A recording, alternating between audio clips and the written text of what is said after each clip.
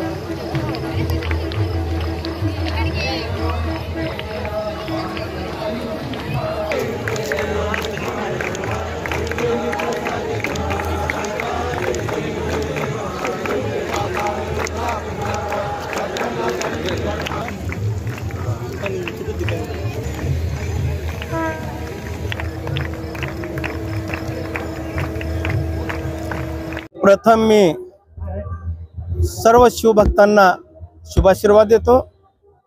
आज या ठिकाणी या पवित्र अशा संगमावर जो हा कार्यक्रम त्रिपुरासुरांचा वधाचा कार्यक्रम झाला आणि दीपोत्सवाचाही कार्यक्रम इथे पार पडलेला आहे आणि यामध्ये सर्व युवकांना पण आशीर्वाद देतो. आणि इथं हा जो कार्यक्रम आहे या पवित्र ठिकाणी जिथं शाहू महाराजांची समाधी आहे, जिथं तारामातांचीही समाधी आहे, अशा या पवित्र क्षेत्राला आपण प्रथम वंदन करूया. आणि या ठिकाणाचं महात्म्य खूप मोठं आहे. इथं अनेक शिवमंदिर आहेत, अनेक तीर्थाटनाला लोक येतात, पर्यटनाला येतात. अशा पवित्र भूमीमध्ये आज या कलियुगामध्ये सुद्धा असुरावर विजय मिळवण्यासाठी सुरांनी जो आज कार्य करायची जबाबदारी युवकावर आहे, तर युवकांनी पार पडावा आणि ते जागं राहावं आणि पुनर्पुनर हा कार्यक्रम होत राहावा. आणि आजचा आपला युवक हा उभं राहावा आणि संघटन युवकांचा व्हावा. आणि म्हणून हा कार्यक्रम इथल्या आयोजकांनी घेतलेला आहे. त्या आयोजकांना पण मी आशीर्वाद देतो. ही काळाची गरज आहे. कारण आपलं हिंदू संघटन नाही आहे.